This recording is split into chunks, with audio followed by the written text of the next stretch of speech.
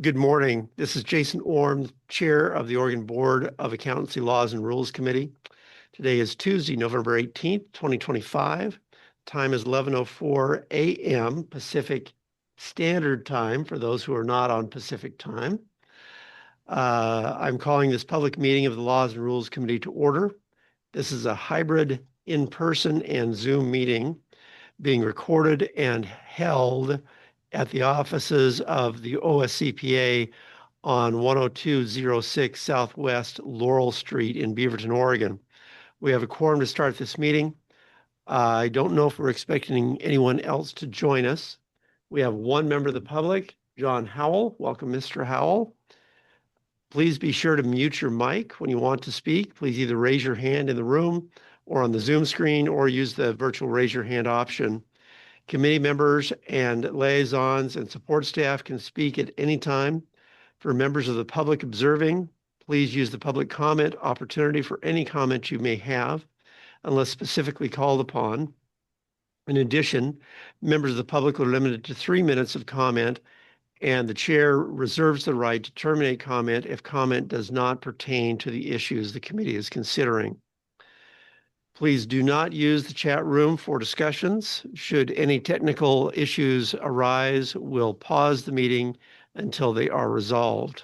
I'll now take a roll call of members and guests, starting in the room to my left. Sherry McPherson, present. Jason Orm, present. Martin Pettioni, Executive Director, present. Board Legal Counsel. Hugh Barlow, Board Staff. And then on screen, in accordance with how I see them, Mr. Robinson. Jason Robinson, Board Liaison via Zoom. Melissa. Melissa Wall, Board Member via Zoom. Mr. Howell. John Howell, guest via Zoom. Amanda. Amanda Fells, Committee Member via Zoom. Beth. Beth Spencer, Committee Member via Zoom. And Ray. Ray Johnson, Committee Member via Zoom. Are there any others who I have missed? Hearing none. Has everyone had the opportunity to review the agenda? Any comments or modifications that need to be made? Mr. Chair, I'm afraid as I'm looking at the agenda, I have to first of all own that there is a typo on the agenda saying that it's Tuesday, November 19. In your opening remarks, you used the correct date of November 18. I don't know if that needs a formal correction, but it is a typo, and you correctly announced that the meeting is taking place on the 18th.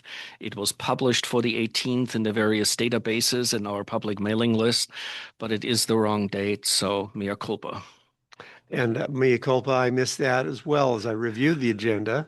Madam Counsel, do we need to have a... Madam Counsel's good. Okay. I would accept a motion to accept the agenda as presented with the date change to the 18th. So moved, Melissa Wall.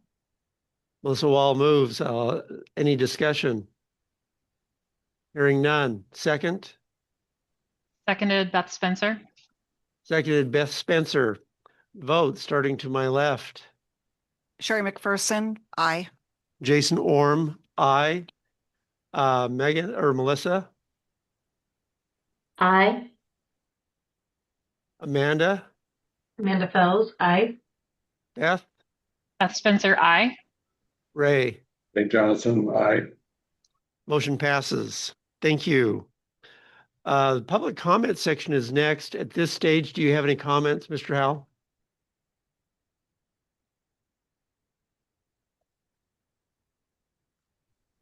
No, I don't have any comments. Thank you. Okay, thank you. And thank you for being with us. All right, then debrief on the town hall yesterday, which I thought was good as I sat in the room and listened to the questions. But Martin, Andrew? Yeah, I'd rather others fill in first before I say anything. I know Ray was there.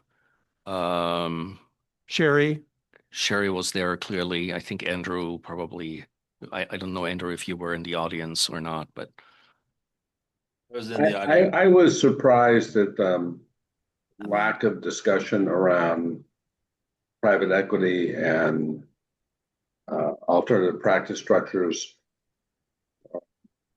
This discussion was incredibly quiet. it was, we got a lot So- of things except on the hot topic. Yeah. And, you know, the other comments, I didn't find any comments that really I thought influenced the work of the committee at this point.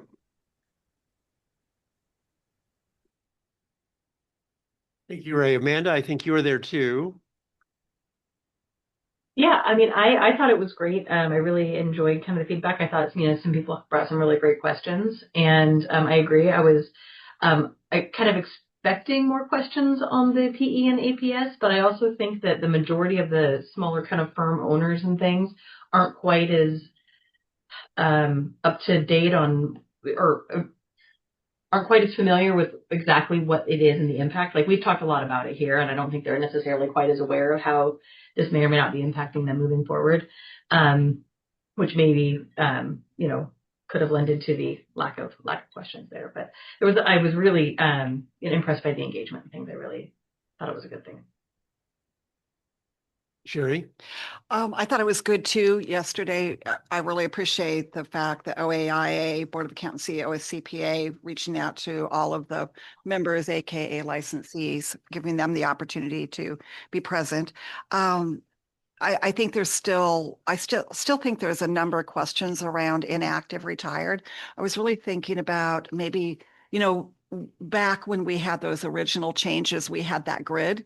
Maybe just a simple grid would be good again, because anything that keeps people where they can go look at something very simple, straightforward, it keeps them out of trouble. That positively impacts the board because complaints committee doesn't end up having things come through. It impacts the members because they stay out of trouble.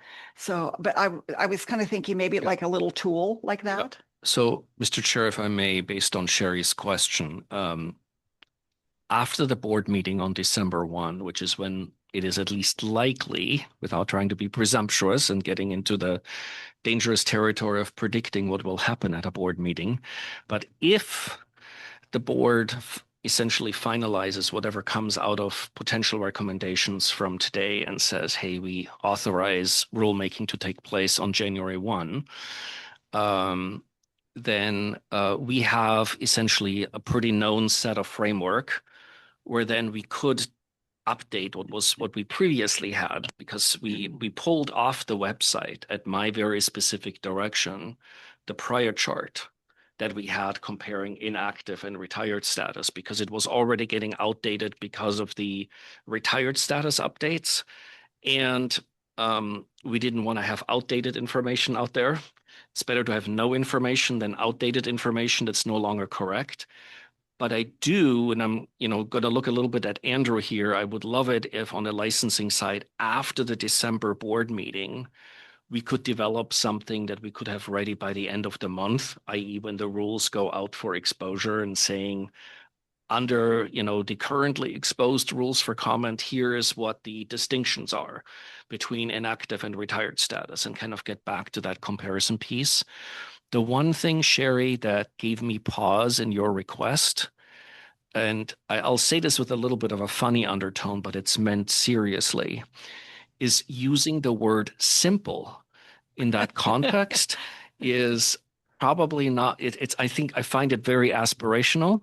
I don't think that there is, we saw at the questions yesterday that it's not really all that simple. I think we need to try to make it as simple as possible, but it's I may not be able to meet that standard that you just set in that question around simple, but we'll do our best. I appreciate that.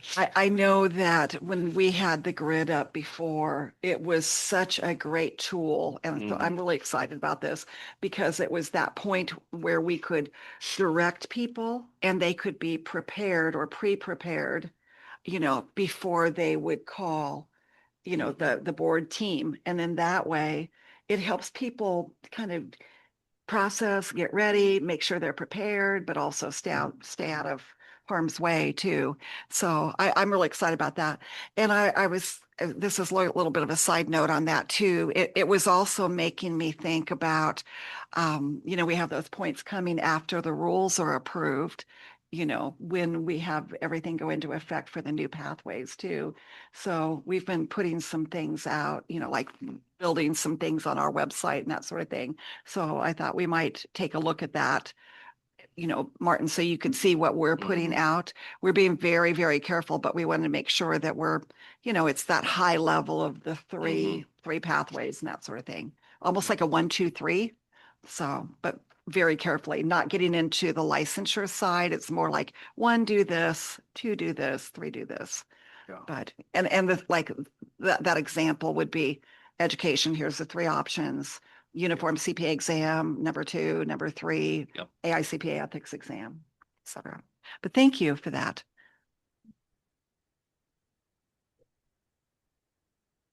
So, Mr. Chair, I concur as well. I think Ray's assessment I didn't hear anything yesterday that would cause us to change course in any kind of a significant manner on the work that we've done here.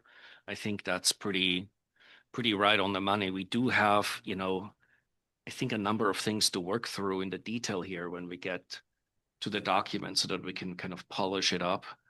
But that's on a different agenda item. But I don't think that it has to be that we have to change course on any of it based on what occurred yesterday. It was fun and interactive, and hard questions around statuses. There was some nice feedback for the licensing team around, our, giving people grace with renewals to the extent we can under our rules. The licensing cards continue to be popular, but there's nothing for us substantively to really, I think, change course on. A request too, just because the questions do come up on lapsed. Yes. And also, I'm not renewing, so I'm kind of done. I think that wouldn't hurt to have just a bit of clarification, even if it's just a paragraph or two, because, you don't want people going, oh, well, I gave up my license. It wasn't lapsed. I actually voluntarily gave it up, didn't renew. I guess it is technically lapsed, but, I can do this or that. Maybe this would help too, because we've had so many changes. I mean, and I say this all in a very positive way, Thank you. Probably the hardest thing in all of this that I took away from yesterday, and this is really not about the committee, but around your request, Sherry, for how can we have, clarity around inactive status versus retired status. One of the takeaways that I had from yesterday, and I'm, quite frankly, looking to my right in 2 ways, because part of this is a kind of almost like a board council thing. The other part is something that I'm hoping to get help on from the licensing team.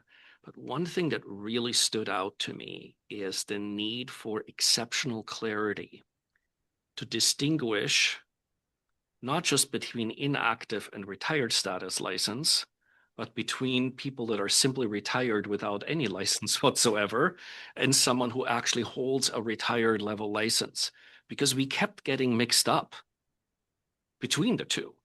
And there's a world of difference between somebody who no longer is licensed at all and holds no form of license and was a former CPA, and somebody who actually holds a license as a retired level CPA. And I'm still processing kind of what to do with that. I mean, it's right now, that's just more of a diagnosis, right? I don't have well-formed ideas yet. I look forward to having discussions with the team back home. And also, I got a little nervous answering questions around what a non-licensed person can do, since we don't directly regulate non-licensed persons.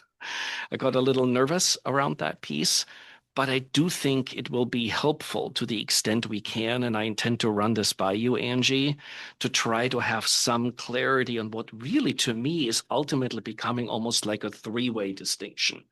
Inactive, retired as license types, and then, hey, how does that, compare to I'm retired from being a CPA, but don't hold a retired level No longer license, right? like, Because we kept getting interchanged between the three. like no longer employed. But like, no, well, Well, I'm not so sure about that either. well, that's true. Um, I mean, I was going, okay, I did feel like I walked in with a lot of clarity, and I felt like, okay, all of a sudden I think that, it became very clear there are questions.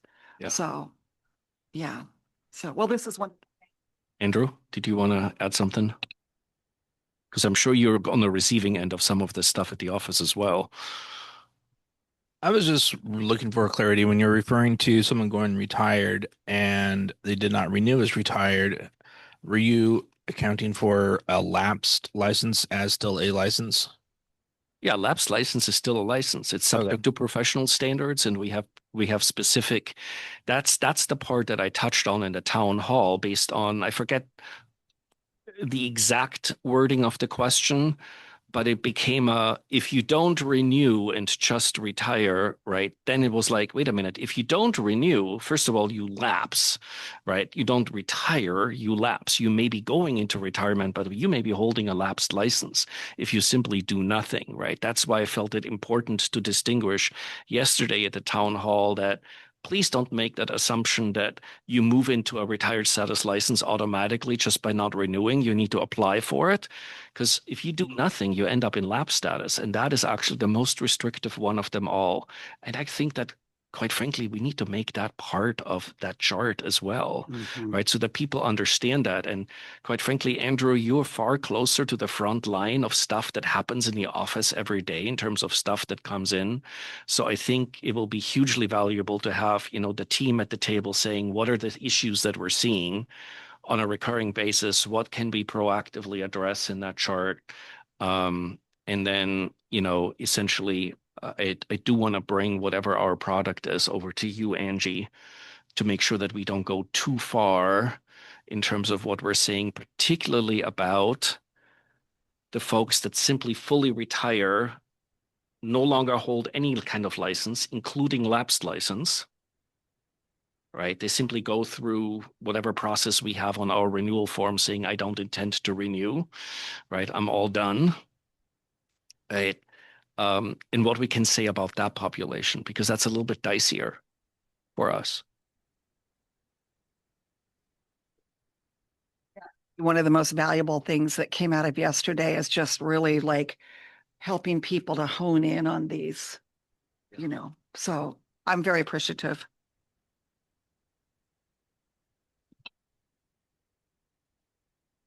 Anything else on the town hall?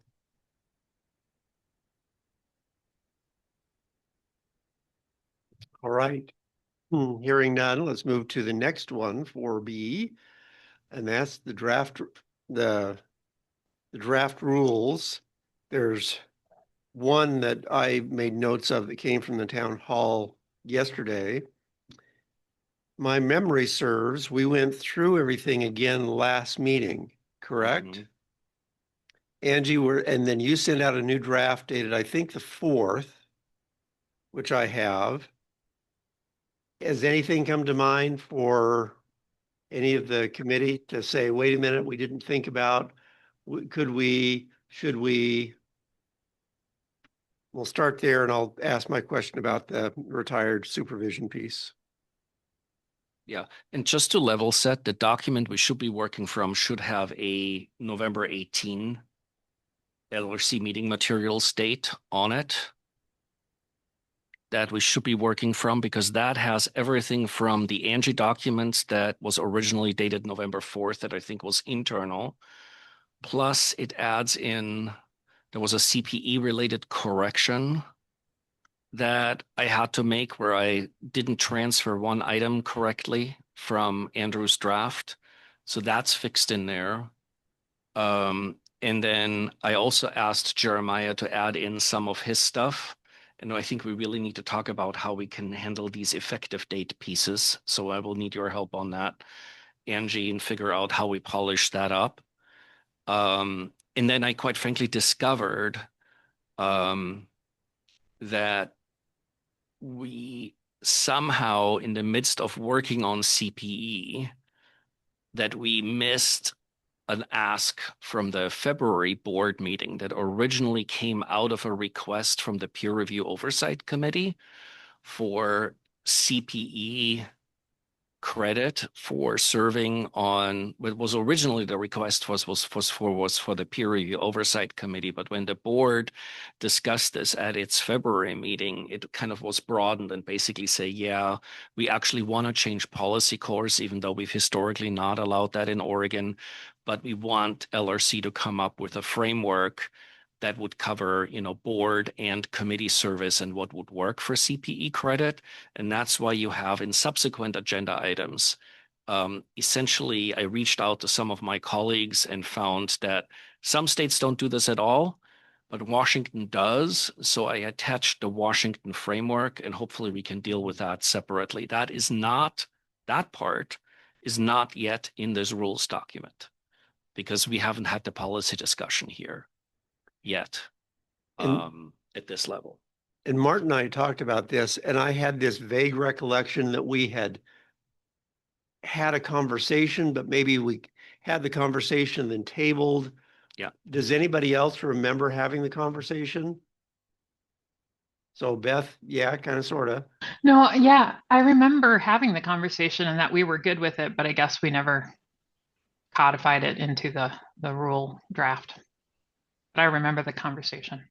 Yeah, I don't remember how far we got at that LRC level. So it actually makes me feel better that we've at least done some of it. That this isn't like completely new. Okay. So we've started nudging down this road. Let's keep going down this road and finish it. What do people think with regard to CPE for what we're doing right now? I mean, board service, committee service. I don't remember what decision we came to, if we came to a conclusion. I don't remember us coming to a conclusion either. Mm-hmm. I know historically, if you go back, and I was just refreshing my memory here, looking at the OARs again. Historically, if you go back, there used to be credit for one legislative committee, like State of Oregon Legislative Committee. It might have been Ways and Means, if I remember right. There was a CPA that was serving on that at the time. That later came out of rules. There was something for quality review, which morphed into peer review. I don't remember if complaints was ever on there. And of course, there was no laws and rules at that point. So it's not like a complete, I'm just going from memory too. It's not like it's a complete new idea. What I do kind of like about it is, Washington bumps all their credits together over 3 years. So they don't do 80 hours over 2, they do 120, or at least they used to do 120 over 3. So I can see where they're 60, they're basically doing an average of 20 a year, which doesn't seem unreasonable. The only thing that caught me about theirs was their instructor, piece. I was just refreshing my memory again because I forgot to look that up the other day. That is more restrictive than Oregon, and I think it would be difficult for licensing staff to differentiate, or for the licensee to submit supporting documentation if it's a first time with that course. This one seemed that part seemed a little itchy to me, and theirs as well, because just from my years in CPE, I know that folks have to list their course down. So if they're listing their course down and it's listed there because they taught it 4 times in 1 year, it's going to be obvious, right? So yeah. Thank you, Andrew. With Andrew's comment, I'm having this recollection too, and some of this is vague recollection, which could not be real, but that we had actually asked you, Andrew, about how should we do this from the administrative standpoint with regard to CPE certificates or anything else like that, or just the board would track it because they knew that this group was in this meeting this day. Do you remember that at all? Going to the board member, committee, and volunteer. That could be done through our public meeting records and who attended. The board could also just keep an internal document tracking it. And then from the participant standpoint, I track it on my own. It would be easy for us as in the BOA board staff to just issue certificate. So that way it's not up to the licensee to determine how much time they used. That way there's a standard based on the amount of time the meeting is or research going over files, however it's determined. That way we can just have like a pre-populated certificate that we can then just create. That'd be simple for us to do. Andrew, I like that idea. I was just, again, putting my CPE director hat on for many years, because then what you have is you have that formality, just as if in a CPE class participant would get a certificate of attendance for what, like there's some justification, some formality. And also, I think, frankly, it is a task that would have to be completed on your side. And I think about that. And then I think, well, what's the opposite of that? The opposite of that is getting phone calls about, hey, which appointments, like which meetings, like dealing with the exception is probably a lot more work than just issuing a certificate. And I think the certificate makes it more formal and accurate and, no questions. Yeah, I don't see it taking more than a couple hours just to set it up. And I think another thing that would be beneficial with the certificates is if we do have licensees that are licensed in other jurisdictions that don't allow reciprocity, this allows them to provide a certificate if needed. Yeah. Yeah, if it's accepted, that's a good idea. It's lovely. Yeah, I've seen it where the sponsoring agency provides the certificate or letter confirming the attendance and telling the participants the credit, which makes it really easy on the committee participants. I've also seen it where it's acceptable to attach the agenda, but if the board staff is willing to do it, that's probably the best quality approach. Beth, I'm tagging off of something that I can't remember if Sherry or Andrew said, and I'm coming to you just because you have your fingers in lots of pots.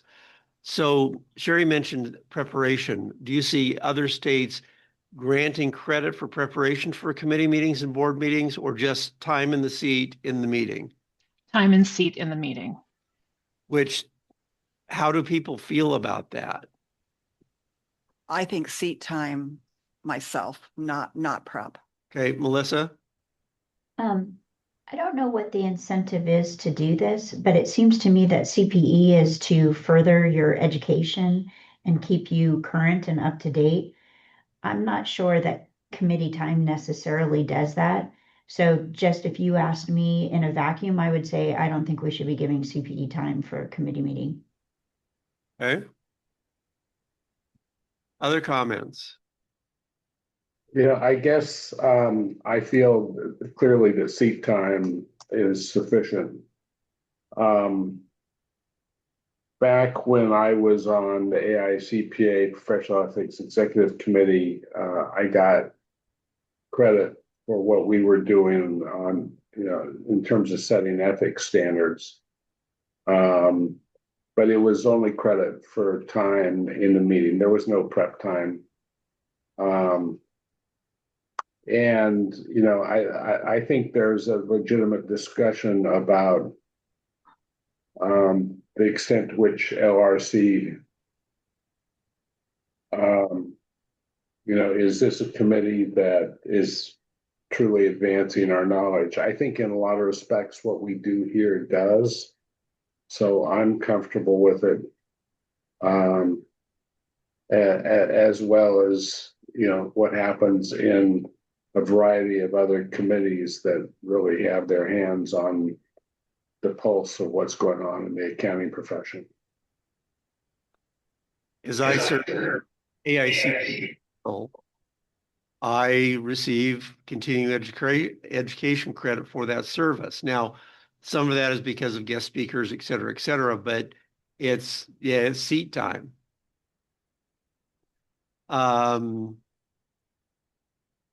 Okay, so I'm hearing if we do it, ought to be seat time. Melissa, thank you for your comment, because I understand where you're coming from too. So if we do it, it's seat time. Now, next step, how much should be allowed? And I have my own thought on how we do that, but I'm not going to poison the pool with that thought yet. You mean limits? Is that Limits. The limit is what The you're talking limits. about, the limit question. I don't know about you. I really enjoy being present with you all, but we've been present a lot. And I do. I enjoy being with you, but we've been present a lot. And we've done some great work. But what should the limits be if we go down this path?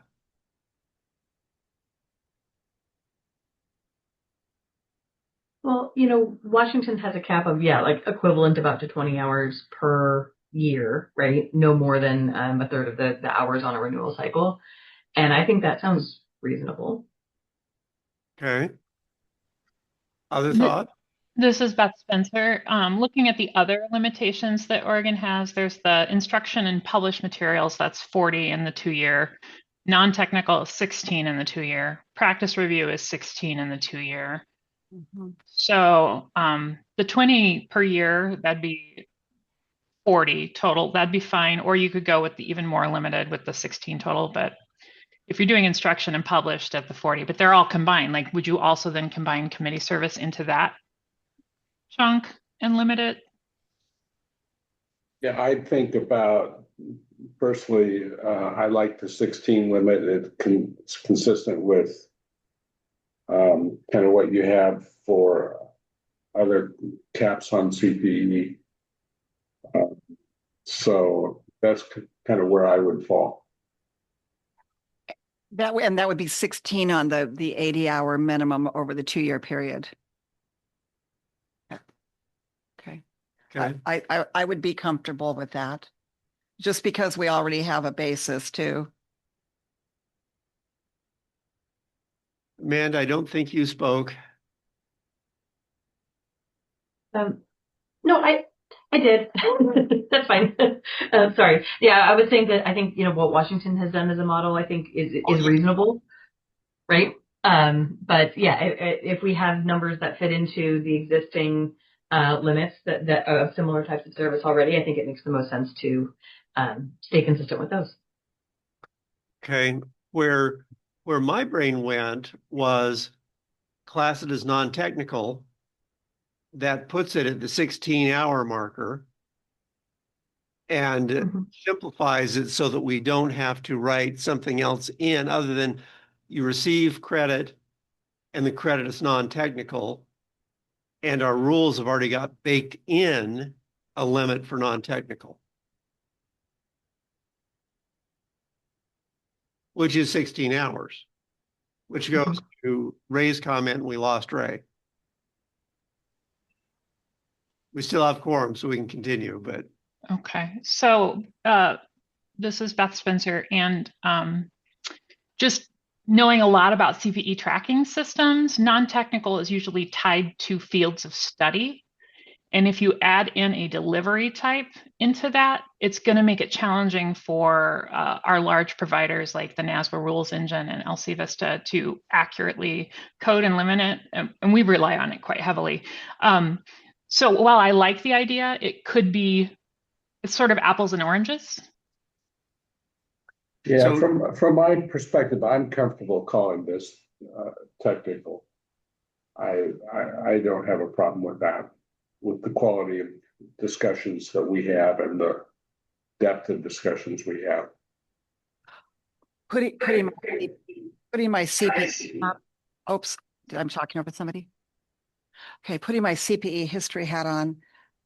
I'm comfortable with this as technical as well, because if you think about the committees that we're talking about, okay, if you're talking about the PROC, peer review, I mean, you're going to be talking about, you know, a test, et cetera, all those pieces that circle around that.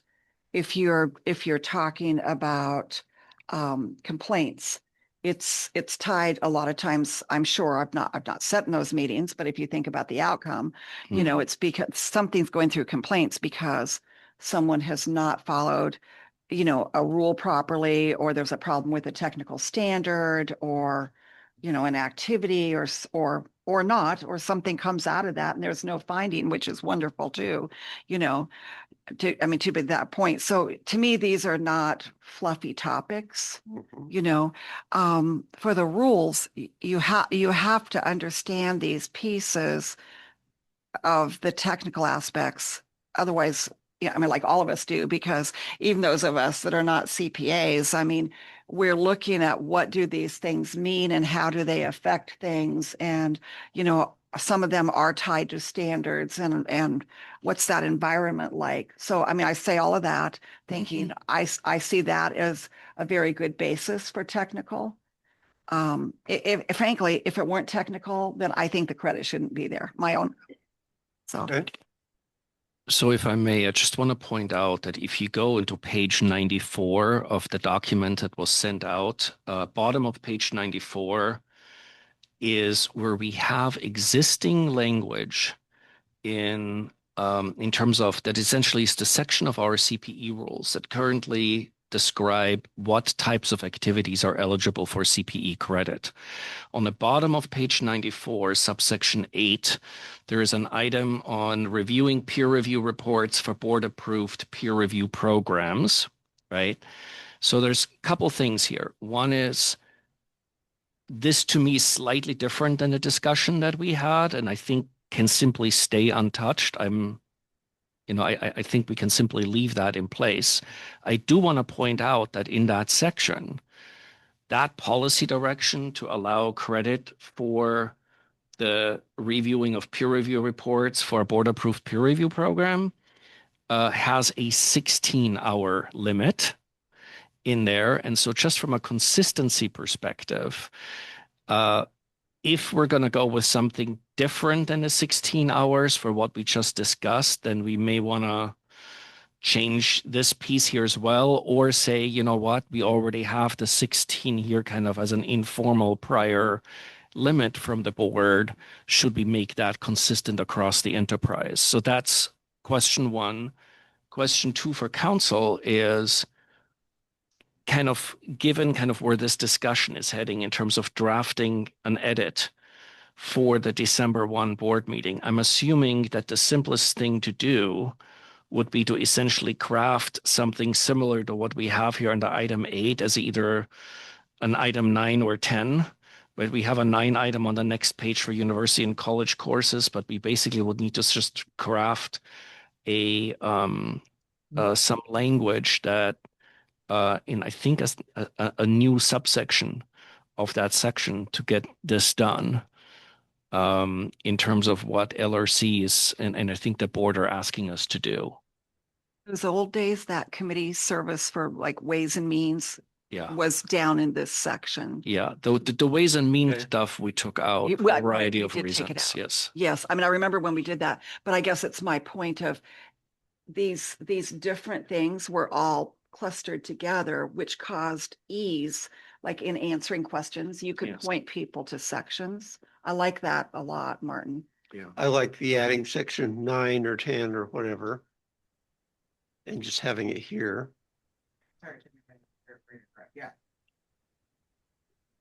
Yeah, I would support adding a new section and support the 16-hour limit that's consistent with what we have for peer review. And Andrew, what I think I heard you say is that you feel comfortable at the staff level that the easiest thing is for us to take on doing CPE certificates of completion for those who attend committees. Is that a fair statement? Yeah, fair. It just take staff a couple hours to get it all set up, like create the certificates.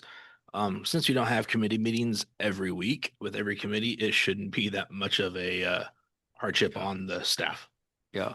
And quite frankly, if all this comes into fruition, just timing wise, right, these rules are scheduled to be exposed, board action pending on December 1, on January 1. Effective date is not until February. So the earliest that we could actually implement anything is for any committees that start after tax season, next year is really effectively. So any committees like BOAC, PROC, whatever, LRC, that essentially convene after April 15, since we usually have a hiatus between, February and April 15 on committee meetings. Okay. So we've had a lot of good discussion around its technical 16-hour limit, can tuck it into the rule with these companion related rules. Other discussion. Which do we want to specify which committees? This is for the board and for the LRC. Notice I stopped there because, the LRC is the best committee. But do we want to specify committees, or do we just say board and board committees and have it broad? So this is Beth Spencer. I'm guessing we don't have any sort of like retirement planning committees or, party or anything like that. Like they're all very serious committees on the board. So if that's not true, we should specify. If it is true, I don't think we have to. There was a twitch you couldn't see on Zoom. I saw it, and that's when I pulled back. Your party committee, but I want to just point out we did some really heavy duty lifting around accounting scholarships in a separate committee called the Pipeline Committee. I would feel really uncomfortable saying that this was really about technical work in the accounting profession, right? So to me, that committee, as beautiful as that work was that was done in that committee, it just doesn't seem in the same caliber. It's just not the same type of work. It's a really important work for the profession, but I don't think it has anything to do with the technical innards of the profession. So I would feel really uncomfortable there. And quite frankly, the problem will probably solve itself, because I don't think the Pipeline Committee is an ongoing committee. So by the time this kicks in, it probably won't exist anymore. But even if it does, I would like to have there to be some flexibility for us to say, no, this committee has nothing to do with technical work pertaining to the profession. I'd like to see specificity where it Yeah. ties to standards or what have you, like PROC, LRC, complaints. And that way we don't have, like Pipeline, you make a great point, Martin. I could see that coming back again at some future point, right? So I say be very specific so people can look, they can make an immediate determination. They don't have to read between the lines. It keeps the questions down. Yeah. And I'm agreed. Just for the sake of transparency, I did get a specific request from Washington State, or not request, I'll phrase it as piece of advice from an esteemed colleague in Washington State, and basically said, please be sure to be precise, because essentially as they implemented their framework, they had initially stuff come through where folks were trying to take credit for being like on the board of a homeowners association, right? So it needs to be really clear that we're talking about this board, not any board. And committees of this board, and maybe being specific about which ones. So that's the advice I got out of Washington State, that specificity is your friend. So with regard to that, but also going to maybe a little bit of flexibility, let's say that there needs to be a committee 3 years from now that's going to be technical. We just haven't thought of it because the issue hasn't arisen yet. Do we want the rule to say, and I turn to Angie for this as to whether or not we can do it, service on the Oregon Board of Accountancy, comma, the following committees of the Oregon Board of Accountancy, comma, or any other Oregon Board of Accountancy committee as designated by the board, and give the board that ability. So if you had a pop-up committee that you were doing some very special projects with that was technical, we don't have to change rule. The board can say, yep, this one applies. And then staff puts out CPE certificates. Does that work, Angie? Yeah, or any other technical committee. Yeah, I think we can probably use the word technical in there to just say eligible for technical CPE credit so that just we have that clear as a standard and also what category it belongs in. So I'll make a note of that as well. Sorry, I had my mic off. Yeah, I'm thinking about that for that clarity when all of us that are in the room today are not in the room later. So, Yeah. Yeah. So, yep, go ahead, Amanda. Question.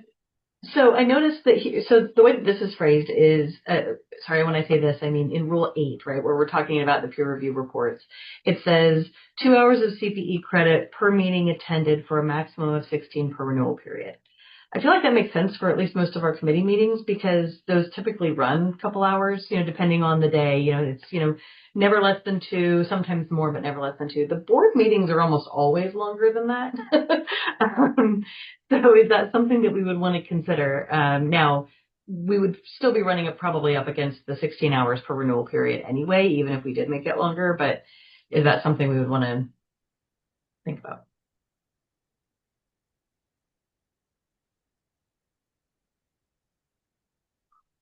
I mean, it's a really interesting point that the board meetings run longer. I think we can just ask the board what they want on December 1, right? It's to me, it's simplicity would mean we just do the 2 hours per meeting across the board and just keep it simple and fair, and as opposed to trying to segregate it out.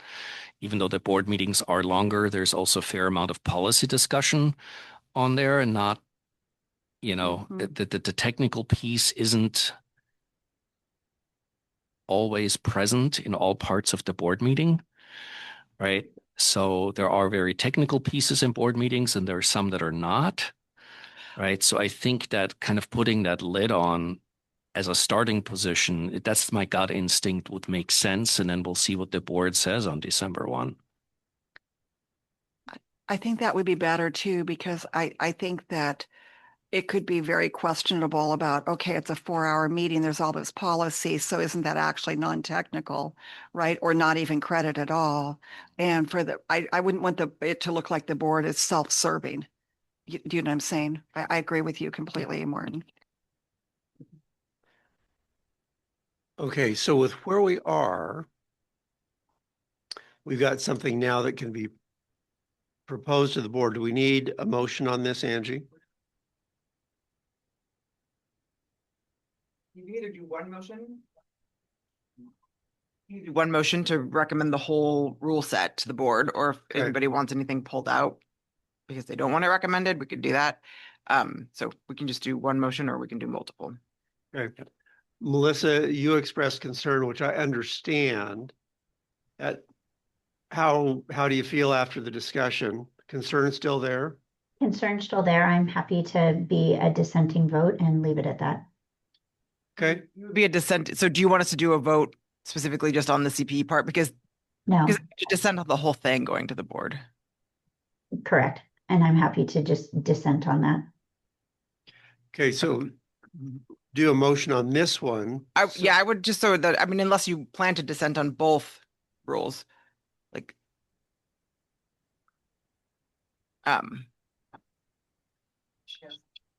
yeah, but I'm sorry, were you going to say something, Andrew? If we're capping it at 2 hours, would we want to drop the yearly minimum to 10? I would recommend not getting into the yearly minimums if you can. That's actually causing a lot of issues in Washington, where they don't allow any instruction credit to account toward the annual minimums, and it really confuses people. So if you can keep the limitations on the overall, that tends to work better for the professionals. I used the wrong term. I was referring to the cap instead of max at 20. It'd be max at 10 per year. I'm still here, but my camera's off for a moment. Yeah. Okay. Thanks, Ray.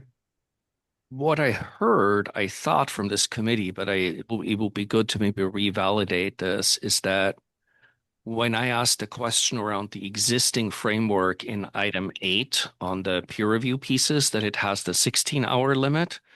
And what I thought I heard in the subsequent discussion is that we would align this limit with the 16 hours. Is that still true after this discussion? Where it talks about, like in this case, a maximum of 16 hours for the renewal period, I would The suggest. renewal period. I would suggest it stay to the renewal period. That's what Correct. you're mentioning, Beth. Yeah, Yes. that's what I meant. I don't want it per year because that's really challenging for professionals to manage. And it gets sometimes a little bit interesting, even for folks that are reporting in 2 states where, like, Washington has 120/3. We have, most of us have, 80/. So yeah, I would think the renewal period would make it a little smoother for the Oregon reporting. It will. So Yeah. let me wrap this back around. Since we're going to have potential motions on other rules, Melissa, this seems to be the one that you have concerns with and would dissent on. So I would like to suggest that I would accept a motion to approve what we've done here, that we have technical CPE authorized up to 16 hours per renewal period for service on the board and board designated committees, whether by rule or by special designation. And that way, if we have that motion, second, Melissa, you can decline, which I think is good. It shows the discussion. I mean, I think it's great. And then that way it can move forward, but with the dissent. So given that, so Melissa approves that motion, but that's a different motion. So I would accept a motion for what I just said, or said more eloquently, which pretty much anyone on the call can do. So moved. Moved by. Oh, so moved by Sherry McPherson. So moved by Sherry McPherson. Additional conversation, discussion. Hearing none. Second. Second by Ray Johnson. Okay, second by Ray Johnson. Amanda Fells was a close second. Ray. Okay, with that, vote to my left. Sherry McPherson, aye. Melissa. Nay. And then state your name, Melissa. Sorry, Melissa Wall, nay. Amanda. Amanda Fells, aye. Beth. Beth Spencer, aye. Ray. Ray Johnson, aye. Jason Orm, aye. Motion passes. Thank you. Great discussion. And we picked that up off of the sideboard that we tucked it on. I think we've got a good conclusion. All right. I was looking at a kind of a nice even break point to go grab lunches out of the fridge. Let's take a 10-minute break so we can do that. It feels like this is kind of a natural pause. Mr. Robinson needs to leave us at 1. And so that'll allow us another 50-ish minutes of other discussions with him here. So back at, call it 12:10. So it's a 13-minute. And welcome back. So what Martin is feverishly doing now is looking at the document to see if there's anything that we haven't talked about yet. I don't know, the one little thing that was asked yesterday in the town hall about who supervises retired status, a retired status person. I don't know if that matters. How I read what's currently there is any active licensee, which means a person who receives a license from the Board of Accountancy can supervise a retired licensee. So technically a PA could supervise me if I'm retired. But the PA is not going to be doing assurance work. So the PA is supervising me doing something that I think it works. I don't think there's a foot fault there. Because even though I can do things with my license that the PA can't do when I'm retired, I'm just like a staff person, unlicensed, being supervised. So I think that's okay.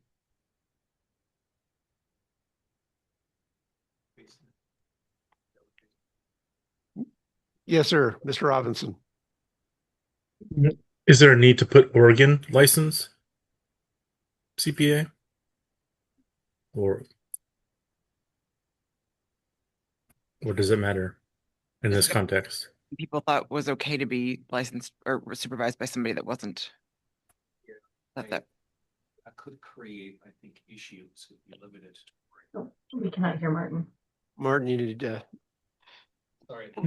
Lean into the. I think that I'm trying to remember our prior discussion, but I don't know if that happened here or at the board meeting. But I do seem to recall, I agree with you, Angie, that limiting it to Oregon only would cause some issues for us. Yeah. Okay. So are there other changes, other things in this document, Martin, that you see that the committee needs to address before we take a vote and present it to the board? Well, I know it's probably not very nice of me to answer a question with a question, but I really feel like I want to just ask the committee, right? There is in this document, there were, for example, a number of comments from Jeremiah. You know, some of them are about, yeah, we need to update this state to that standard, right? Not really a policy question. It's really more of a, we need to update these states, right? But there's also some in here where we are talking about comments from him where he says, maybe we should take this part out. This isn't the right reference. I think there's one. That's just deleting that definition. And I'm trying to find where that one is. 63 in the definitions. Item 63 in the definitions. Because, oh, there we go. It's the standards for board approved review programs.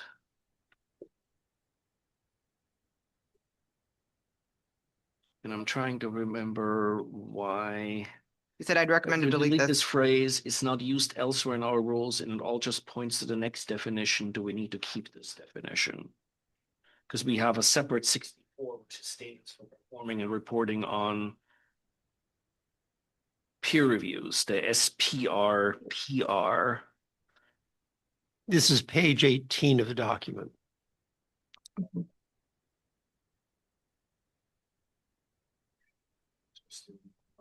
Well, and I have to admit, I was looking at the 62 and 63 as well, and I was trying to clarify, like, remember what exactly, what the intention is behind the changes to 62 and kind of, I guess, because they kind of dovetail into 63, and what the original intention of why they were written that way was before, because when you're talking about statements of standards, that's something that's specifically AICPA, right? But then you have it referencing to GAP, right, which is found on you know, FASB and GASB. Those are correct.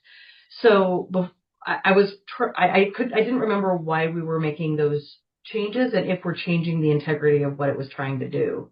I'm not clear on that. So the changes would have just been like, the only thing I was suggesting to do was just to basically say, like, if we've adopted a standard, we should adopt it based on the most current version, right? So we have the versioning issue. So that's the only thing I was doing. So and then I think what Jeremiah's point was that maybe it's not something that we need. Right. I mean, I guess what I was looking at in 62, when we're taking out the references to GAP and replacing it with SARS, right? And then take out the reference to GASB and replace it with SARS. Those are two very different things. And so I guess I just had a question about that. So I think that was a mistake. It should have been, the standards, I thought, so normally, so in 62, for what you're looking at specifically is why Mhm. I think it shouldn't have said GAP before. I think it should have always said SARS. Yeah, so Okay. what I have in mind is it actually takes all the gap pieces back out and substitutes SARS back in. Just for that one, because I think honestly it was a copy and paste error that happened at the last time the rulemaking was done. So somebody just Okay. it and didn't catch that they put the wrong one there. Okay. Perfect. Yeah. If that's what that was, then that's fine. 63, he's saying we don't need that definition. So. And that's, I guess, a more of a question to the committee. Does folks agree based on his rationale saying? Oh, we lost you, Martin. We're good with what we have in 64. We don't need anything else.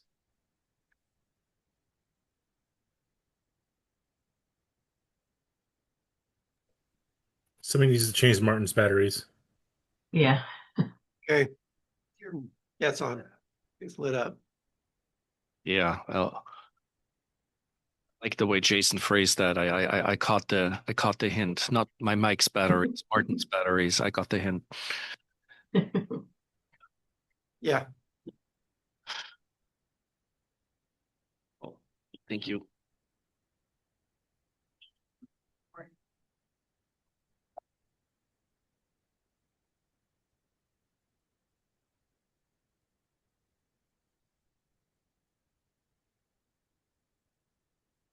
We do a test on that one before.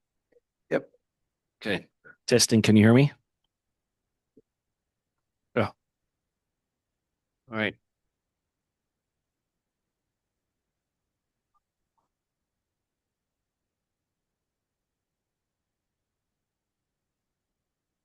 So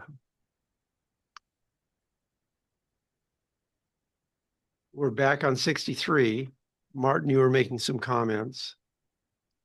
Yeah, I was simply going to ask, do folks concur that we can live without 63 based on a suggestion from our investigator?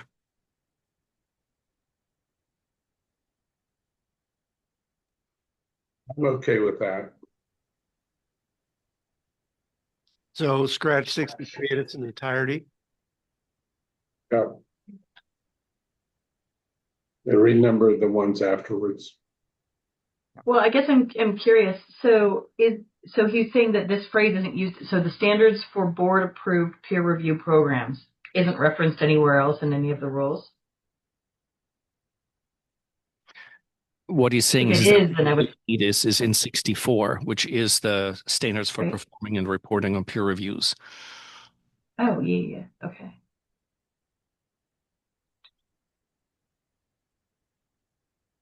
I'm guessing it's because it used to be the board used to do its own board approved peer reviewed programs, right? Yes, well, at this point, we only have one board approved Right. peer review program.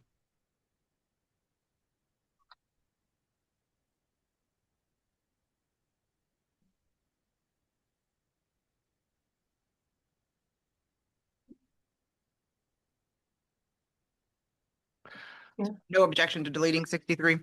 Yeah. Okay, thank you. Welcome, Shelley. Nice to have you with us. Hello, good to see you all. Thank you.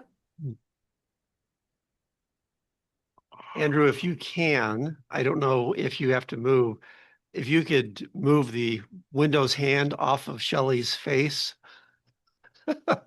Oh. Just as a, that'll distract me less.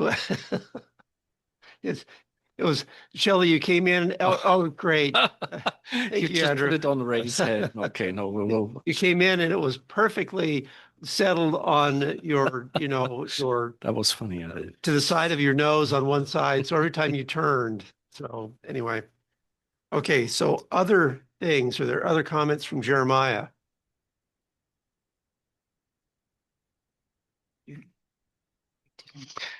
I guess my only question is, to the extent that we have standards that were updated recently in 24 and 25, and there's a number of those that were annotated as such by Jeremiah, right?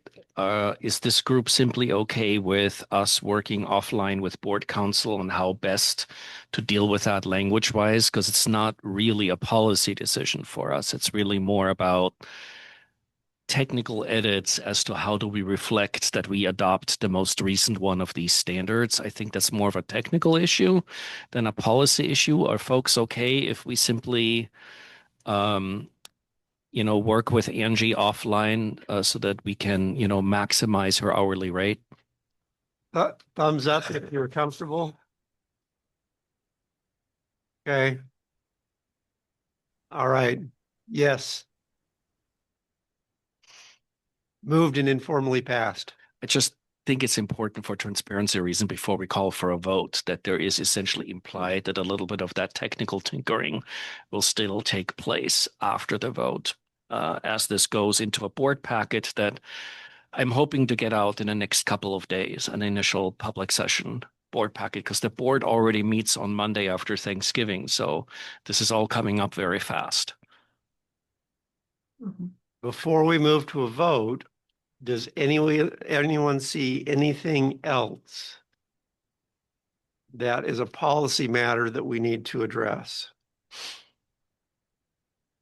As was stated, I don't know if it was this morning or yesterday, Angie has done a wonderful job on this. It's been great. We've worked hard on it, but it's not perfect. Someone will find something. And that's just how it is. Amanda. I do have I do have a question, and I apologize if I'm just not remembering how this all, like all the other ways that this fits together, and it's probably fine. But in the definitions we define number 16, we define a client is defined as a person or entity who receives professional services or a person who agrees to receive professional services. So do we need to have a for compensation or by engagement or something in there? Because then it seems like that would then encompass, if I volunteer for a Cub Scout board as treasurer, now they're a client according to these rules. And is that our intention? Because I definitely, if I was going to do that, I definitely wouldn't be asking them for an engagement letter and doing all the other things that I normally would do if I was just volunteer treasurer or bookkeeper or anything.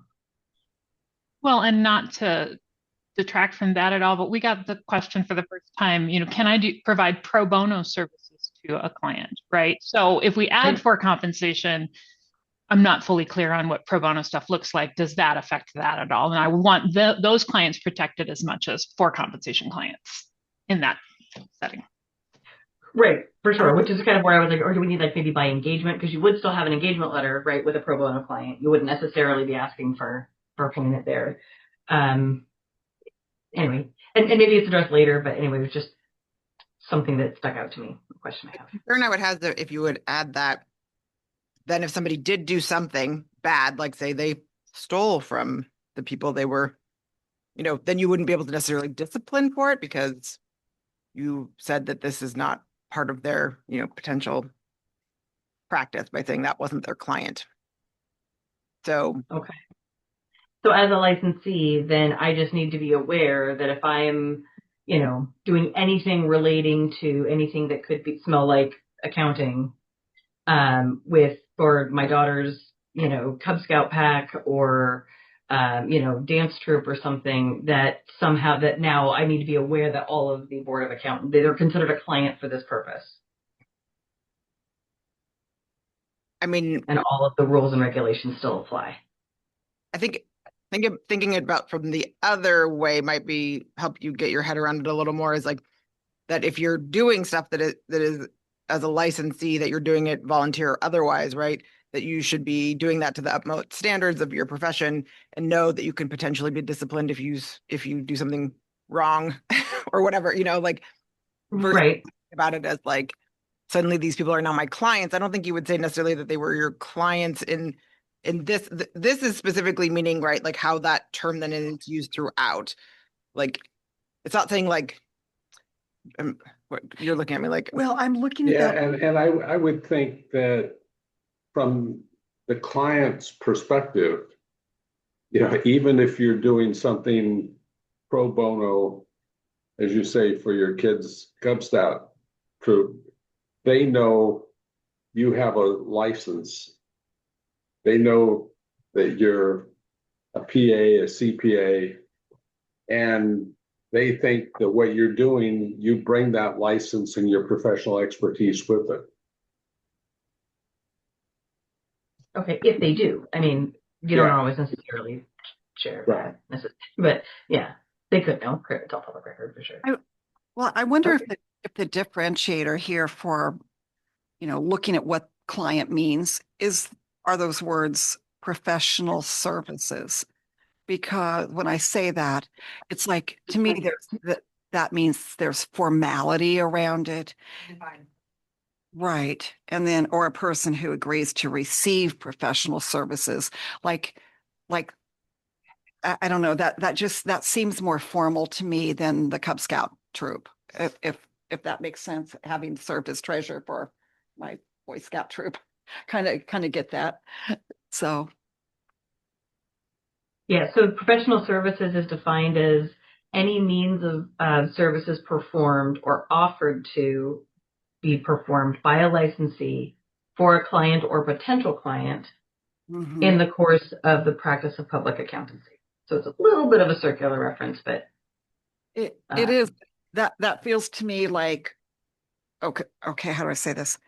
On the professional services, that point in 52, to me, there's still that formality about it tied to a firm or what have you, because it talks about the practice of. I don't think people think of themselves when they're like treasurer for their, and we'll just keep using that Cub Scout troop, that they're in professional practice when they're doing that. I mean, do you? You do? Okay.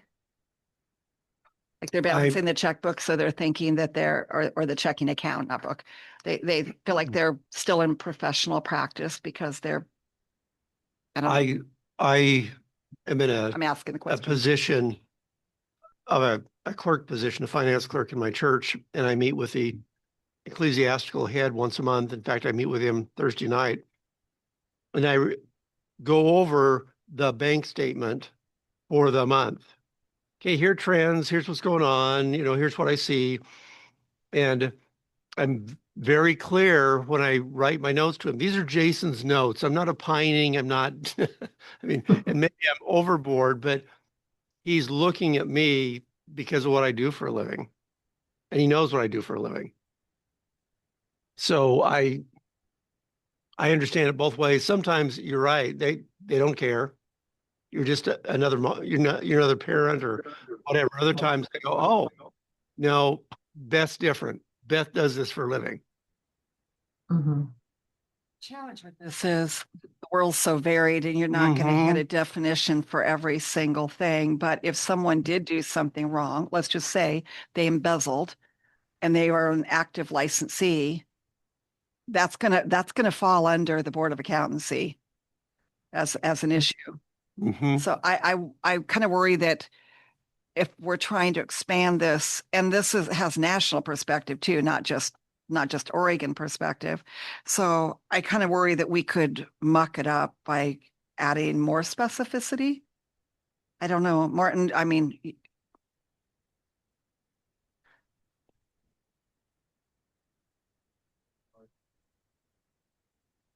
Start changing, editing the client definition in here, I'm a little bit afraid of unintended consequences. But that's just me. That's just a cautionary me right now. So unless we specifically know that there is a problem with what we have here on paper, my instinct, my advice to the committee is let's not tinker unless we know we have a problem. Mr. Robinson. I just wanted to say I agree with you, Jason. Jason. I was brought on as treasurer for the Friends of India group, and they were making maybe a couple $1,000s a year with some of the events they were holding. But somebody came in and was really got their stuff organized, and they held some major events, and they were making hundreds of thousands of dollars when I was brought on as treasurer, and their cash handling processes were so gross that I had to approach the president and say, I can't be your volunteer anymore, because if it comes back that where memberships are being ripped off and not being recorded properly, or somebody comes into events and we're missing half the funds there and people are upset about it, I can't be a part of that process because of my license. And I was only brought in because of my license. So yeah, I think it doesn't matter if you're getting paid or not. If you're doing stuff that people may rely on your license, it should be left to anybody, any way you volunteer or use your skill sets. So circling, okay, nope, Sherry? That people don't use their skill sets, but at the end of the day, I think the safety net really is, you're a licensee, you're handling these things. If there's a problem with that, you're going to be subject to the, the requirements of the board and the, what you should follow as a licensee. But I kind of mirror, Martin, you said it in a better way. I'm afraid in the same way we think about mobility, right? I mean, these other words are very important too in the overall scope of across the country with other licensees. I worry about, and well, I'll just say it the way Martin did, unintended consequences. So let me circle us back around. We started with a discussion on item 16 in the definitions client, with whether or not there ought to be compensation in there or not. There is not now. It's open and more broad. What is our recommendation to the board? Do we leave it broad, which I believe is how it has been, correct? Or do we propose, so it has been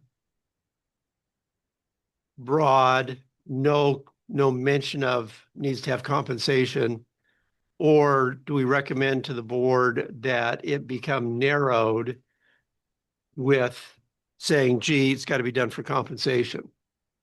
Question, is this more like the UAA?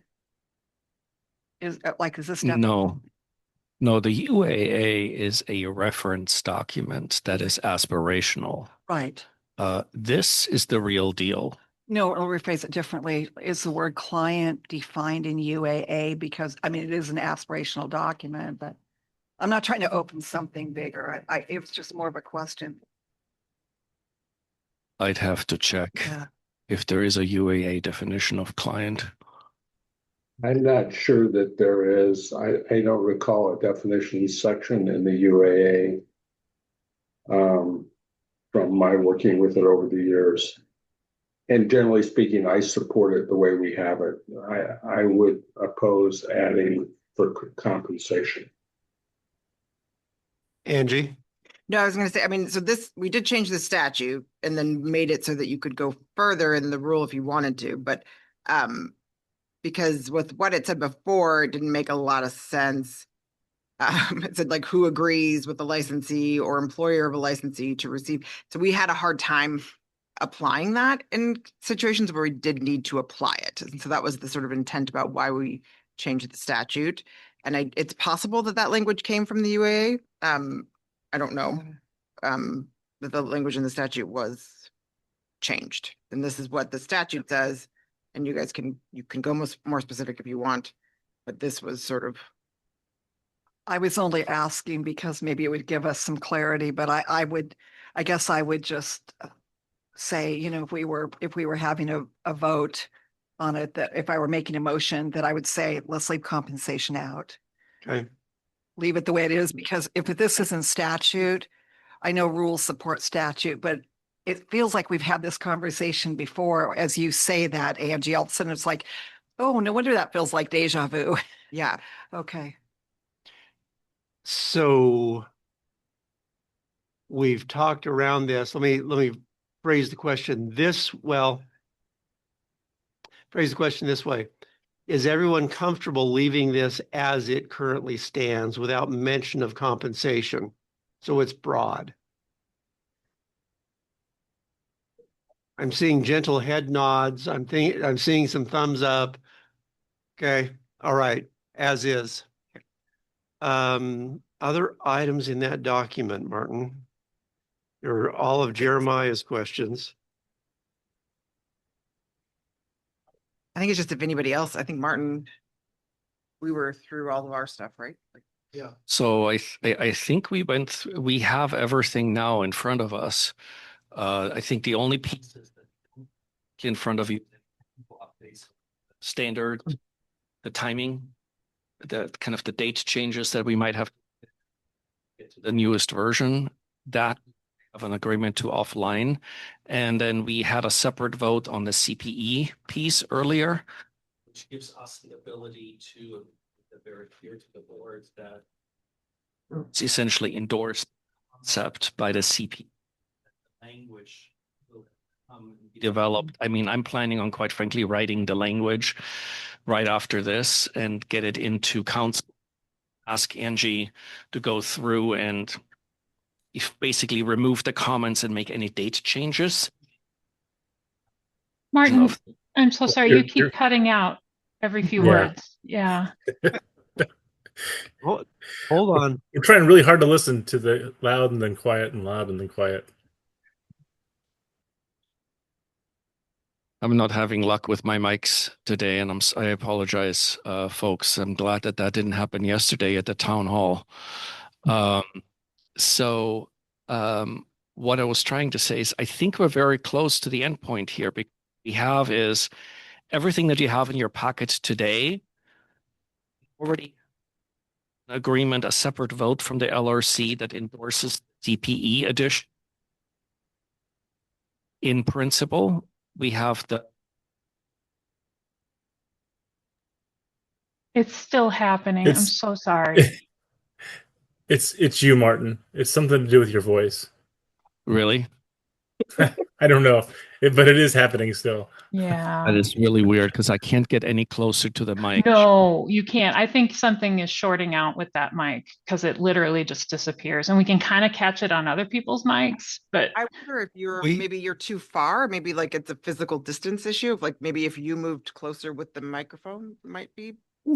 I swapped his mic out. We've already swapped out. Oh, I wonder if the like For mine, the connection is messed up or something, or did you use the same cord, or is it wireless? These are all Bluetooth. Right. Like so sometimes, when you're Bluetooth, if you're just like even like between here and here, that can be too far. Yeah. Maybe you just physically move, Martin, closer. Yeah. And I'm also going to shut my phones off just in case there's any Bluetooth interference. Are you able to hear me just fine? Yeah, you, Angie, Andrew, Oh. Jerry, just Martin is really important. All of you are, but he is as well. So Andrew's going to move his table closer. Oh, really? Yeah, he's just going to roll him towards you. So Martin's going to get even closer. The things you do for us, Martin, we love it. Okay, now see if it works. Testing. Is this better? So far, so good. We'll pop up if it's not. Okay. I'll give this one more shot. Are you speaking right now?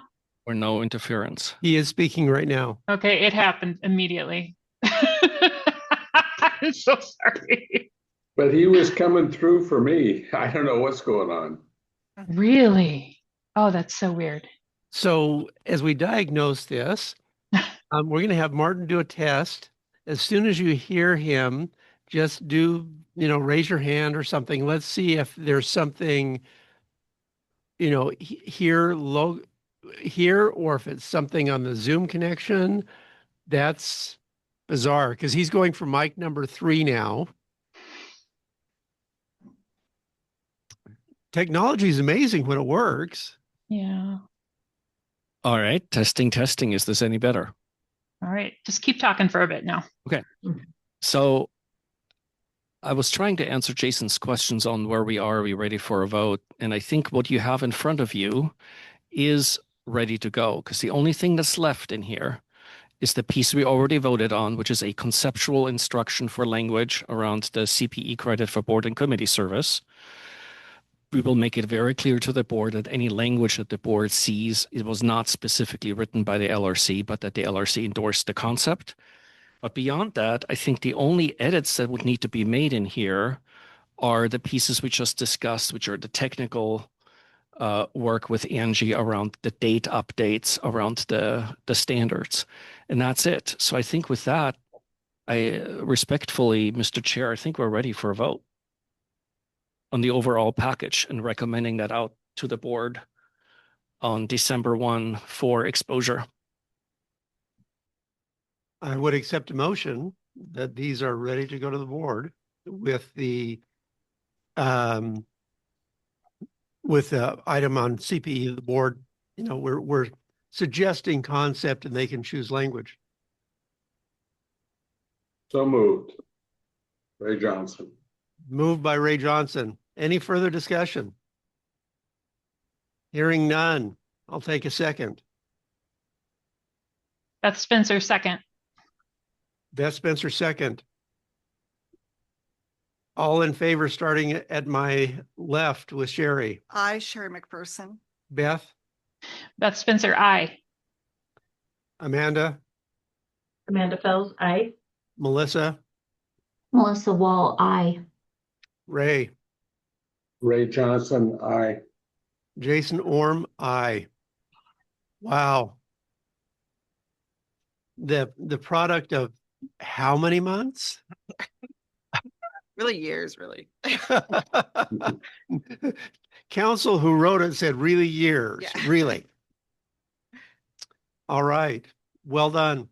So that can go to the board. They have just a tiny bit of homework before their board meeting. And Martin was kind enough to put that board meeting right after Thanksgiving. So they have something to read over the holiday. It was a all of our board.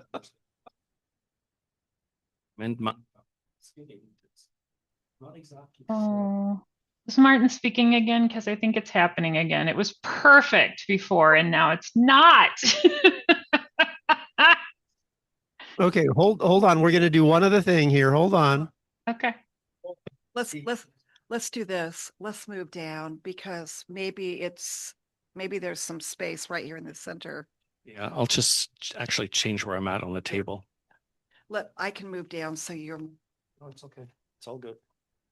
Martin should just have somebody speak for him. I mean, we're not. I thought that's why Andrew was here.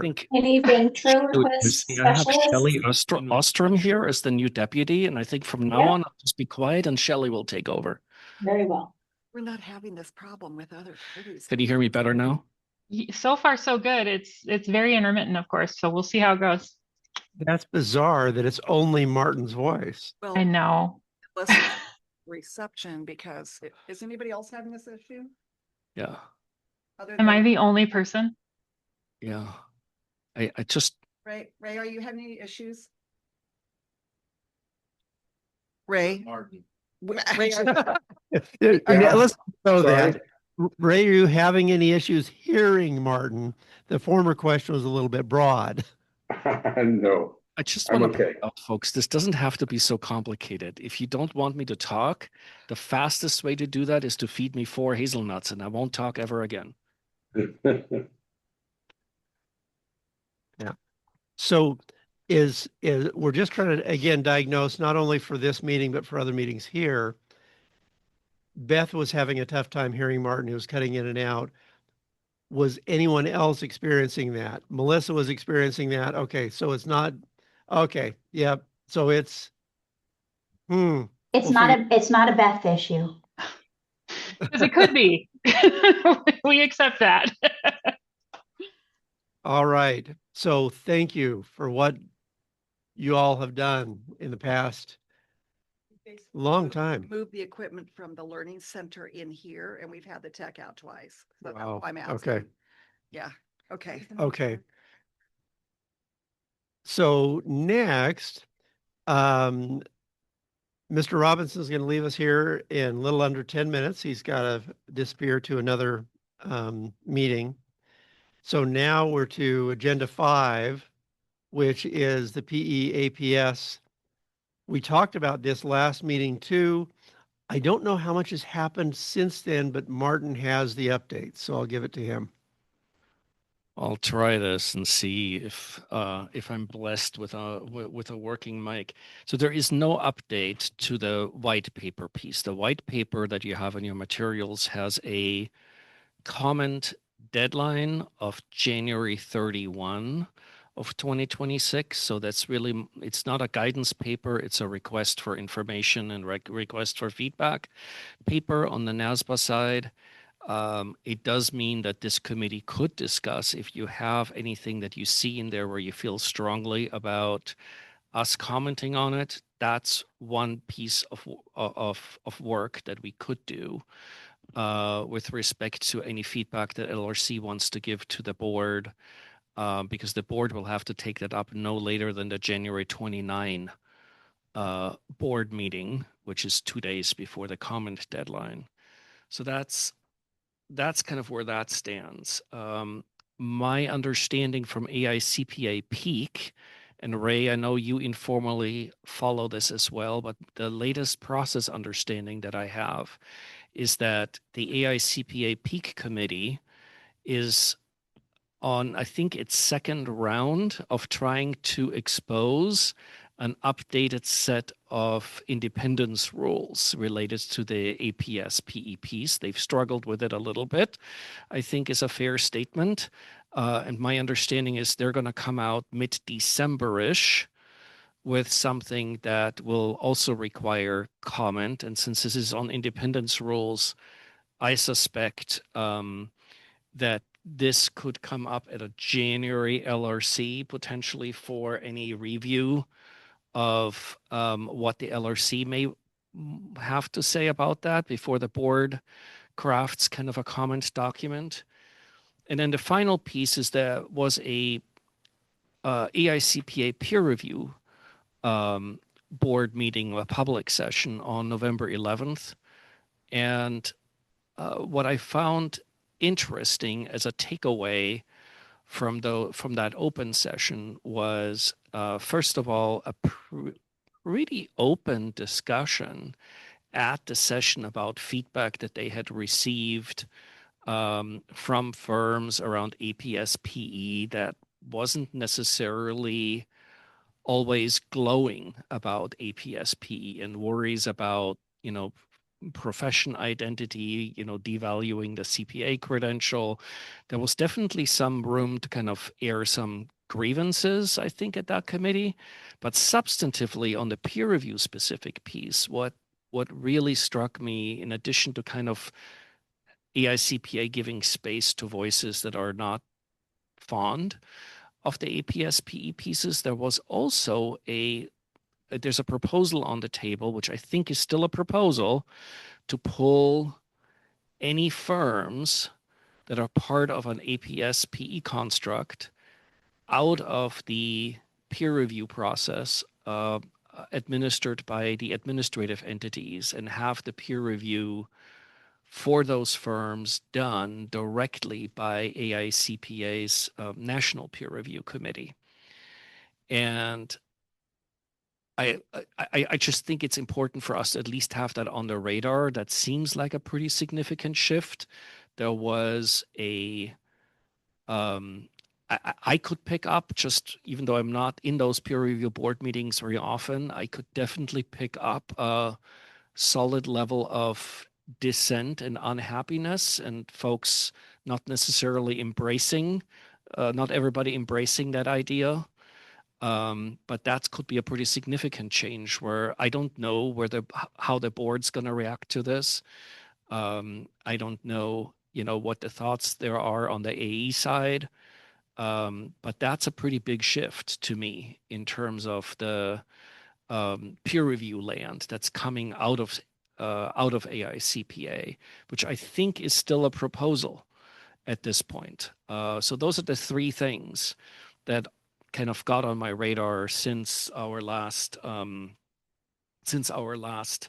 LRC meeting. So I hope that kind of high level summary helps. And it sounds like folks survived my mic, so I'll quit while I'm ahead.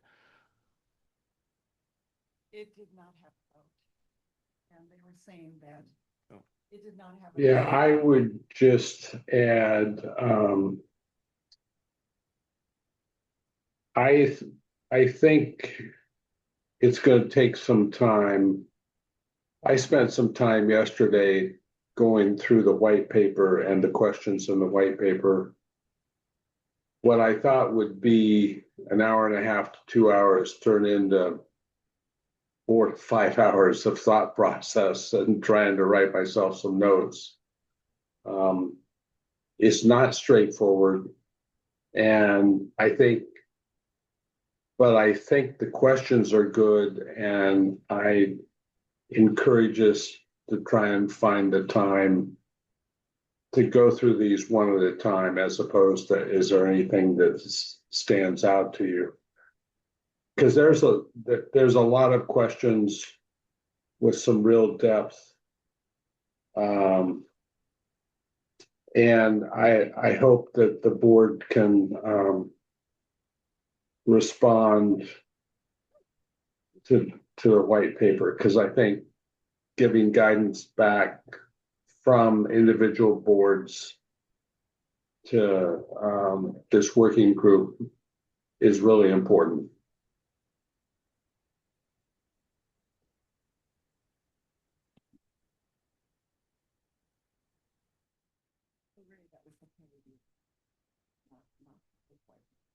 Oh, I think it was the white paper. Any other comments? You know, just based on that last point that Martin made, as far as like the suggestion about the AICPA actually doing the peer reviews on these, I like that idea, at least as an initial step, because it is so complex and there are so many facets to this that nobody's thought of, that if they were to take on that role, at least while, you know, for the first period, they would then be able to see how all of these things play together and be able then to roll out a set of rules that could be more confidently disseminated nationally, so that they wouldn't have to keep doing them, but at least in the beginning to really understand the landscape and the concerns. I know if we're talking about, you know, related to the peer review side, I know I've heard some concerns about, you know, like larger firms doing that review of very, very small firms. Like, is it comparable to also? And the other thing too is one of the points that came up at the peer review board meeting was that this would be, the intention would be it'd go to national, let's just say go to a national process and then come back to the local AE process. But there were some concerns expressed around how efficiently that could move, and, you know, could that really be that smooth, and what happens in the meantime, and that sort of thing, and what time, you know, like how long of a period, et cetera. So I think Go ahead, Ray. Yeah, I think the additional question that I had with respect to peer review and passing this to national level, are we trying to get past this to people who have more expertise in doing it, or alternatively, is that expertise embedded in the firms that already have PE, and we have a little bit of the fox guarding the hen house here a little bit. I'm not sure what we're getting back out of that.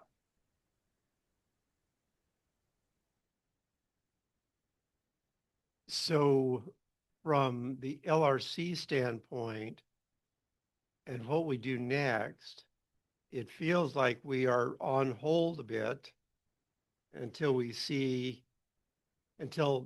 the information from national comes and the board can look at it and then give us direction. Tell me if I'm off base with that.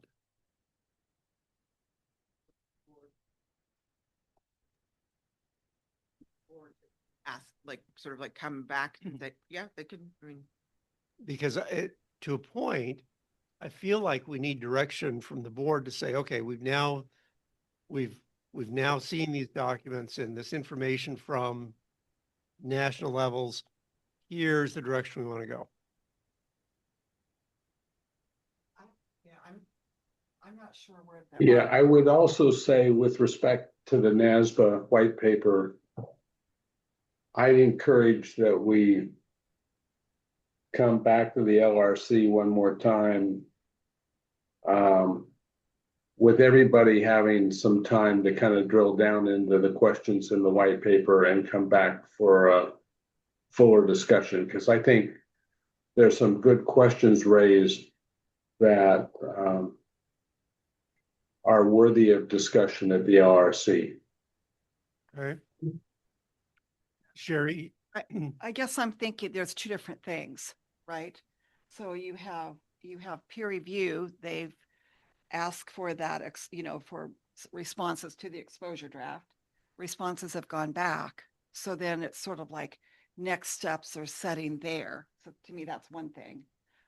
Secondarily, I'm sorry, when is that deadline on the peer review side for responses? a week ago, Saturday, okay. I think it was. It was Okay. Saturday before that board meeting. And that was for the societies or for anybody? Okay, not having it in front of me, but usually the an exposure draft is everybody. Okay. So, to me, that's one thing. And then separately, this NASBA, private equity task force white paper, that's something else. So, I mean, everybody already had that opportunity to weigh in on peer review. And of course, at that public meeting, there were public comments taken on it. So that's why I'm like trying to keep the two untangled from each other. I mean, topically, there's some marrying, of course, but they're two different things. Who's going to be the administering entity for those peer reviews? And then secondly, this other side for questions and considerations for the boards.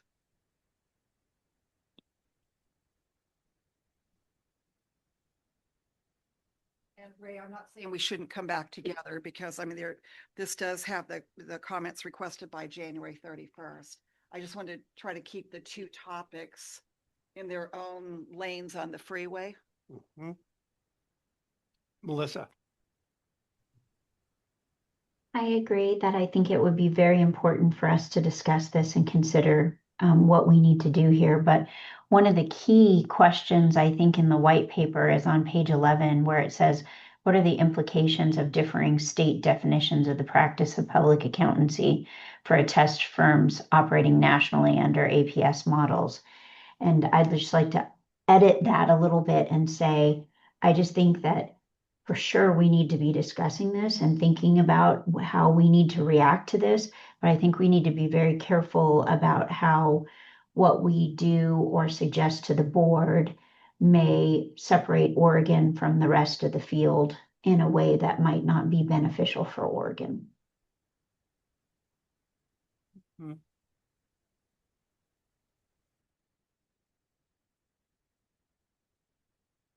So what I'm hearing is a recommendation to spend some quality time with the white paper, like Ray did. And then we need to schedule our next LRC meeting. And that LRC meeting could be scheduled with the idea in mind that we go through that white paper. When's the next board meeting? Martin, in December, but is there one in January? Yes, so we have a December 1 board meeting and a January 29, it's a Thursday, board meeting. That January 29 board meeting would be difficult for the board unless it were drafted for them to make comment.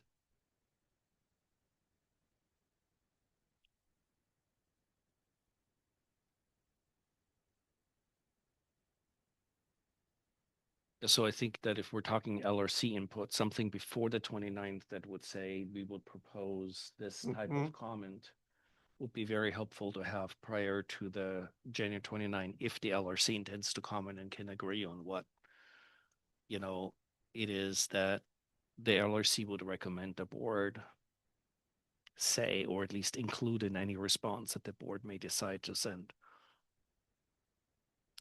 So if that's the case, and I'm jumping agenda items, do we want to meet sometime the week of January 12th? I'm skipping the first week of January. I just saw a twitch from the young lady beside me. And it was not just a little twitch. It was, I just got kicked or something. No, I pay attention to that stuff. So when I'm fine the week of January 4th too. I see less twitching about the week of January 5th, pardon me. At least to my left, I see less twitching. I'm watching for video twitching. Martin's twitching, but Martin twitches anyway. Well, okay, fine, but not physically, My calendar is pretty open on the 5th, the 7th, or the 9th of January. So Ray likes odd days that week, odd numbered days that week. Which week are we now on? The 5th week of the 5th of January. Bouncing off that, I'd prefer the 7th or the 9th. This is my busy season, and that first week is pretty awful with all the people who didn't do their stuff by 12/31 who were supposed to. So later in the week is better. You have people who didn't do their stuff? What? Yeah. I would prefer later that week as well. So I'm with Beth on this one. Okay, so now we're 7th or 9th. 9th going once. 9th going twice. 9th going gone. Now, having said that, oh, sure. She sells the 9th, and now she's got to see if the room's open. So while she's seeing if the room's open, what works from a time standpoint for folks? Today we started at 11. We started at 9 before. What are people's preferences? I like the 11 o'clock start. 1:11. I'll go with that. I don't have any meetings that day, miraculously. So whatever we decide is great. So we have Melissa shaking her head yes, Amanda shaking her head yes. Shelley's not voting. See, she's still new to really,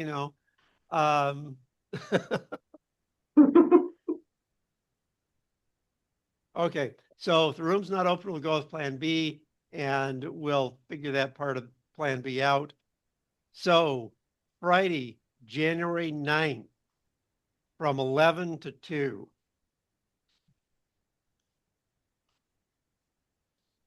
Oh, I'm sorry. I ignored someone. I would have spoken up. You said you would have spoken up. Yeah. Okay. Yeah. All right.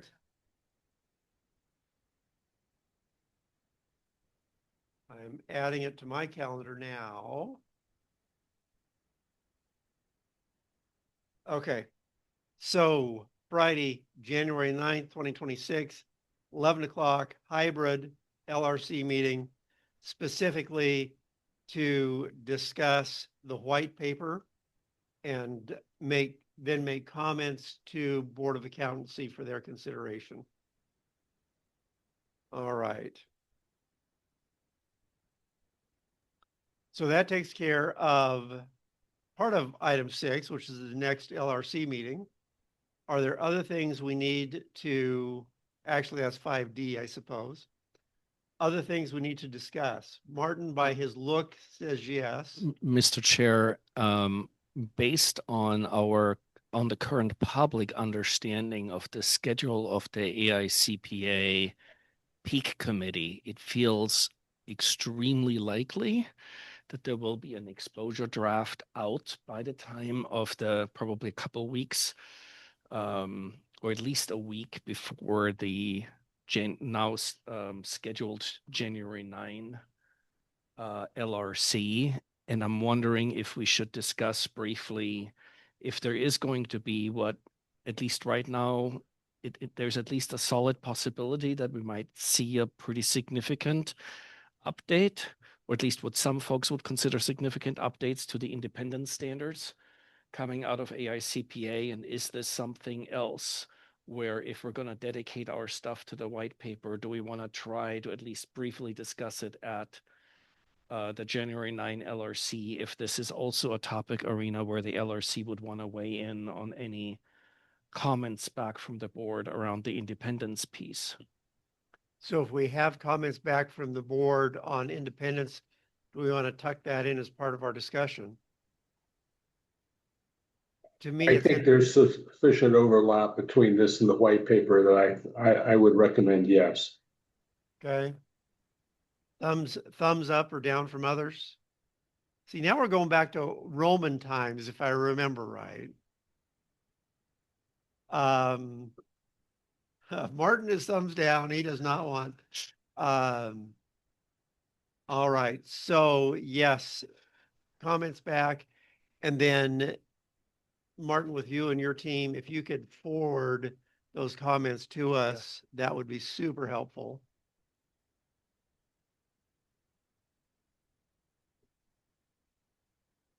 Other items for discussion?